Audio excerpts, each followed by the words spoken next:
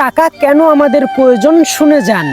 জীবনে টাকার মূল্য তখনই বুঝতে পারবেন যখন দেখবেন মার্কেটে আপনার আদরের সন্তান একটা খেলনা পছন্দ করেছে কিন্তু আপনি কিনে দিতে পারছেন না। যখন দেখবেন স্ত্রী সহ বিয়েতে গিয়েছেন কিন্তু আপনার স্ত্রীকে কেউ দেখতে পারছে না।